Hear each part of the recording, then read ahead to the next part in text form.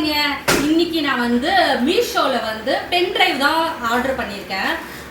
Pen drive எதுக்காகன்னா, நம்ம வீட்டில் ஒவ்வொருத்தர் வீட்லேயுமே பென்ட்ரைவ் இருக்கணுங்க. எதுக்காக பென்ட்ரைவ் இருக்கணும் அப்படின்னு நான் சொல்கிறேன்னா, நம்ம நிறைய பேர் ஃபோட்டோ எடுப்போம். பட் நாளடைவில் அந்த ஃபோட்டோஸ் எல்லாம் என்ன ஆகுதுன்னு கூட நமக்கு தெரியாது, அப்படியே விட்டுருவோம், அது பாட்டுன்னு போயிடும்.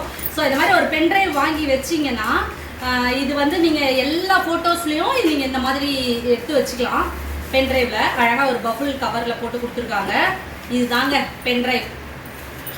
குட்டியாக தான் நான் இப்போ பென்ட்ரைவ் வாங்கியிருக்கேன். பாருங்கள், இப்படி தான். இதோட ப்ரைஸ் வந்து 220 கொடுத்து வாங்கியிருக்கேன். இது வந்து 128 ஜிபிங்க. 220க்கு ரொம்பவே கம்மியான ப்ரைஸில் தான் நான் இப்போ வாங்கியிருக்கேன். இப்போ நம்ம அதை ஓப்பன் பண்ணிடலாம். ஓகேங்க, இதுதாங்க அந்த பென்ட்ரைவு. ஆக்சுவலாக நான் வந்து ஒரு ஃபோட்டோ ஃப்ரீயர் அப்படிங்கிறதால ஃபோட்டோ எடுத்துக்கிட்டே இருப்பேன்.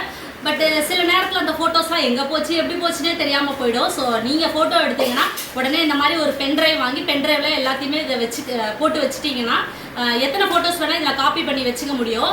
அப்புறம் நம்ம பின்னாடி கூட நம்ம ஃபோட்டோஸ் எல்லாம் எடுத்து பார்க்கலாம். ஸோ எல்லார் வீட்லேயும் இருக்க வேண்டிய ஒரு பொருள் தான் இந்த பென்ட்ரைவ். கண்டிப்பாக வாங்கிக்கோங்க. மீஷோவில் வந்து 220 ரூபா தான், ரொம்ப கம்மி ப்ரைஸில் தான் வாங்கியிருக்கேன். இதை யூஸ் பண்ணி நம்ம இன்னும் எப்படி இருக்குது அப்படின்னு பார்க்கலாம்.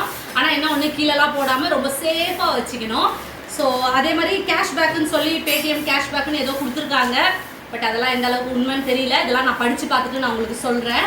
ஸோ யார் பென்ட்ரைவ் வாங்கினாலும் மீஷோவில் வாங்கிக்கோங்க. 220 ரூபா தான். ஓகே, இன்னொரு வீடியோவில் நான் உங்களை மீட் பண்ணுறேன். பாய்.